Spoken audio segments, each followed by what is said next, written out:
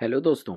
क्या आप कभी इस फीलिंग से गुजरे हैं कि हम कोई काम करना चाहते हो या कोई चीज़ अचीव करना चाहते हो, तो हमको ये कहा गया या हमने ये समझा कि यार ये तो हम नहीं कर सकते, ये काम तो एक्सपर्ट्स का है, या वाओ ये काम करने में ये आदमी तो क्या जीनियस है, wow what an expert he is.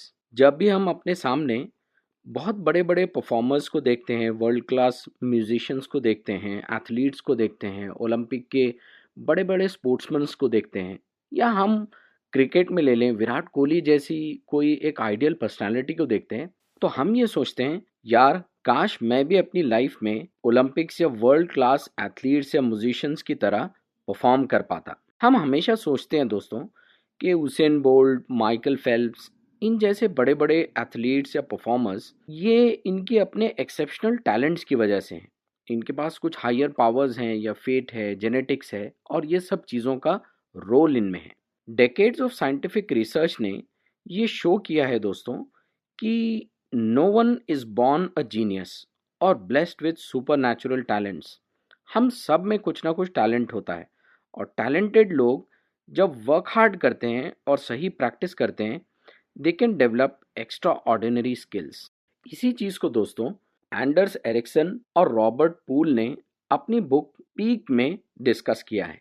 वो ये बताते हैं कि कैसे एक एक्स्ट्रा ऑर्डिनरी आदमी ने 82 डिजिट्स को मेमोराइज करना सीखा, कैसे Austrian composer Wolfgang wasn't a genius, और कैसे कार ड्राइवर्स का ब्रेन स्ट्रक्चर आम लोगों से बहुत बड़ा होता है।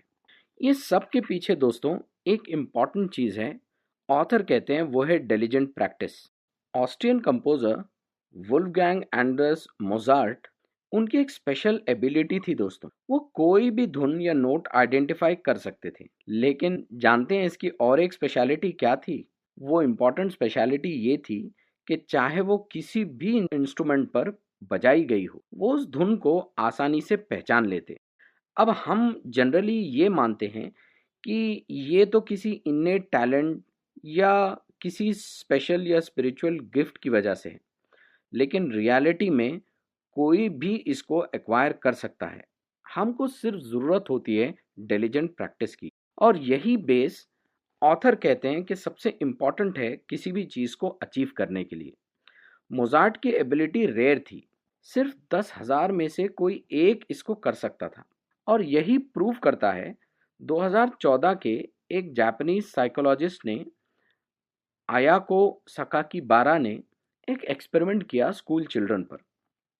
उन्होंने 24 स्कूल चिल्ड्रंस जिनकी एज 2 से 6 साल के बीच में थी सेलेक्ट किया, और उनको पियानो की 14 अलग अलग कॉर्ड्स को आइडेंटिफाई करना सिखाया। वो दिन में से कई बार इनको करते, और हर दिन इन बच्चों को कई बार ये धुन आइडेंटिफाई करना सिखाई जाती। जैसे बच्चे प्रोग्रेस करते गए, सकाकी बारा ने उनको टेस्ट करना शुरू किया। बच्चे उसको करेक्टली आइडेंटिफाई कर लेते and they were perfect in it. दोस्तों हमारे ब्रेन में एक स्पेशल क्वालिटी होती है जिसको प्लास्टिसिटी कहा जाता है। ये दरअसल में ब्रेन को चेंज या ग्रो करने की एक एबिलिटी होती है कि जैसे जैसे आप अपने ब्रेन को ट्रेन करें, वो ग्रो होता चलता है या वो चेंज होता रहता है। और यही चीज़ ऑथर बताते हैं कि एक एक्सपेरिमेंट से हुई। लंदन के एक neuro scientist Eleanor Maguire, university college London में इन्होंने एक एक्सपेरिमेंट किया। उन्होंने कंपेयर किया लंदन के टैक्सी ड्राइवर्स के ब्रेन को नॉन ड्राइवर्स से। हम सब जानते हैं दोस्तों कि लंदन एक बहुत बड़ा शहर है जिसमें हज़ारों स्ट्रीट्स हैं जो आपस में क्रिस क्रॉस होती हैं, ट्रैफिक होती है, लोग आते जाते हैं। इसकी पॉपुलेशन ऑलमोस्ट 8.5 मिलियन है। यहाँ थाउजेंड्स ऑफ रेस्टोरेंट्स हैं, मॉल्स हैं, ऑफिसेस हैं, बहुत सारी केटरिंग सर्विसेज यहाँ चलती रहती हैं, और एक टैक्सी ड्राइवर को इन सब से गुजरना बहुत मुश्किल होता है, लेकिन ये उसका डे टू डे अफेयर होता है। जब ये न्यूरो साइंटिस्ट ने इनका ब्रेन टेस्ट किया, तो टेस्ट के रिजल्ट में पाया गया कि जो टैक्सी ड्राइवर्स थे, इनका जो ब्रेन का पार्ट था उसको हिप्पोकैम्पस कहते हैं दोस्तों। हिप्पोकैम्पस हमको मदद करता है कि किसी भी स्पेस या जगह से हम अपने आप को नेविगेट कैसे करें, या लोकेशंस को हम कैसे मेमोराइज करें। इनको याद रखने में ब्रेन का ये पार्ट हिप्पोकैम्पस हमको मदद करता है। तो टैक्सी ड्राइवर्स में पाया गया कि इनका हिप्पोकैम्पस बड़ा था।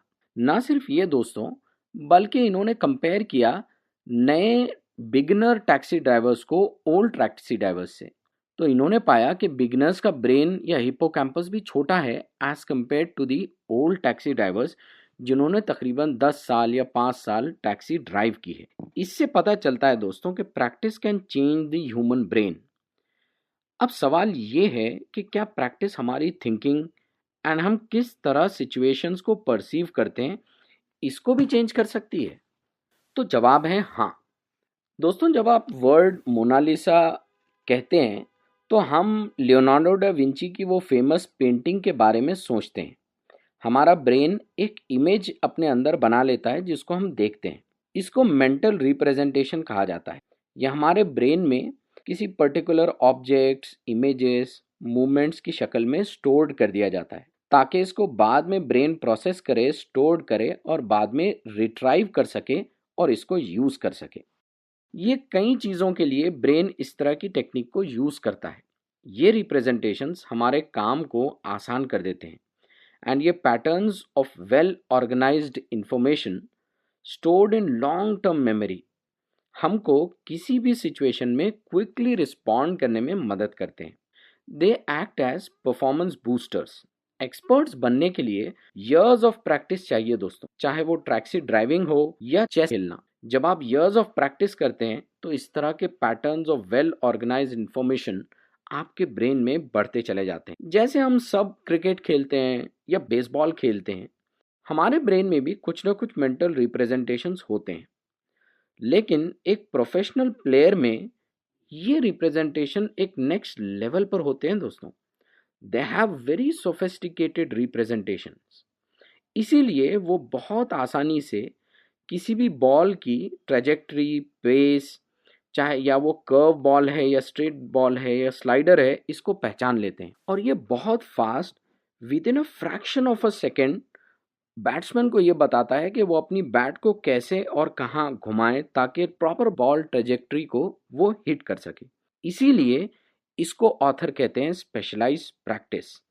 और यही स्पेशलाइज्ड प्रैक्टिस है दोस्तों जो ज़रूरी होती है हमको किसी भी स्किल को डेवलप करने के लिए। दोस्तों, हम आम तौर पर सोचते हैं कि world class professional musicians, athletes, scientist और एंटरप्रेन्योर्स ने अपनी ये स्किल्स और टैलेंट्स ओवरनाइट डेवलप कर ली हैं, लेकिन ऐसा नहीं है। ऑथर कहते हैं कि ये चीज़ पॉसिबल है प्रैक्टिस से। और वो दो टाइप की प्रैक्टिस बताते हैं इस तरह की पीक परफॉर्मेंस को अचीव करने के लिए। पहली दोस्तों, वो कहते हैं कि पर्पसफुल प्रैक्टिस। पर्पसफुल प्रैक्टिस किसको कहा जाता है? ऐसी प्रैक्टिस जिसके सेट गोल्स हों और एक कांस्टेंट फीडबैक इस प्रैक्टिस में मिलता रहे। ये टेक्निक आपको अलग अलग मैकेनिज्म से सिखाएगी कि setting specific and clear goals, being focused and leaving your comfort zone and receiving constant feedback, ये सबसे इम्पॉर्टेंट चीज़ें हैं जो आपकी प्रैक्टिस को वो नेक्स्ट लेवल पर लेकर जाएगी, जिसको पर्पसफुल प्रैक्टिस कहते हैं। ऑथर ने कार्नेगी मेलन यूनिवर्सिटी में एक एक्सपेरिमेंट किया। उन्होंने एक स्टूडेंट स्टीव को सेलेक्ट किया। स्टीव को कुछ मैथमेटिकल नंबर्स दिए जाते थे और ये नंबर्स की चेन उसको याद करनी पड़ती थी। जब उसने याद करना शुरू किया तो पहले कुछ डिजिट्स उसने याद किए, फिर ये डिजिट्स में नए डिजिट्स का एडिशन होता, उसको रिवाइज करने के लिए दिया जाता और एक कांस्टेंट फीडबैक उसको दिया जाता अपनी परफॉर्मेंस पर। धीरे धीरे जो डिजिट्स वो याद करता गया उसकी संख्या बढ़ती गई, 28, फिर 29, फिर 30, फिर 31। इसी तरह बढ़ते बढ़ते जो फाइनल आउटपुट आया दोस्तों, वो बहुत ही सरप्राइजिंग और एस्टॉनिशिंग है। स्टीव ने एंड में 82 डिजिट लॉन्ग नंबर्स को याद करना सीख लिया दोस्तों, 82 नंबर्स। और ये पॉसिबल हुआ पर्पसफुल प्रैक्टिस से। दूसरे टाइप की प्रैक्टिस जो ऑथर सजेस्ट करते हैं वो है इन्फॉर्म्ड प्रैक्टिस। इन्फॉर्म्ड प्रैक्टिस क्या होती है दोस्तों? वो ये कहते हैं कि इन्फॉर्म्ड प्रैक्टिस दरअसल में वो प्रैक्टिस होती है जो आपको एक्सपर्ट नॉलेज से गाइडेड होती है। यानी यही डिफरेंशिएटिंग फीचर होता है दोस्तों ग्रेट परफॉर्मर्स और जीनियस में। जब किसी आदमी को या किसी टैलेंटेड आदमी को एक ऐसा आदमी गाइड करे या कोच करे या टीच करे जो कि एक्सपर्ट हो या किसी फील्ड में एक्सपर्ट नॉलेज रखता हो, तो ये हमारी लर्निंग को एडवांस बना देता है। सिर्फ इन्नेट टैलेंट ही ज़रूरी नहीं होता दोस्तों, बल्कि हम जो भी फील्ड चूज़ करें, इसमें deliberate practice and do an informed practice, ये दो वो चीज़ें हैं जो ऑथर्स कहते हैं किसी भी आदमी को कोई भी स्किल या चीज़ सीखने में मदद करते हैं, and you can achieve anything that you want. जब हम ये दो चीज़ों को अपनी लाइफ में या किसी स्किल में यूज़ करेंगे दोस्तों, purposeful practice and informed practice, definitely we will surprise ourself. इसी को दोस्तों purposeful practice and inform practice को ऑथर्स कहते हैं these will give you the peak that you require. Peak how all of us can achieve extraordinary things. और जब हम इनको यूज़ करेंगे दोस्तों, तो आप देखेंगे कि how you will surprise yourself and you will be able to achieve anything that you want. यही मैसेज है इस बहुत अच्छी किताब पीक का। उम्मीद है कि आपको हमारा ये वीडियो पसंद आया होगा। अगर आपको हमारा वीडियो पसंद आया है तो आप इसको ज़रूर लाइक करें, हमारे चैनल को सब्सक्राइब करें और नोटिफिकेशन के बेल आइकॉन को ज़रूर दबाएं। इसी तरह बहुत इंटरेस्टिंग लाइफ चेंजिंग डिस्कशंस और बुक्स के साथ हम आपके सामने आते रहेंगे। Thank you very much.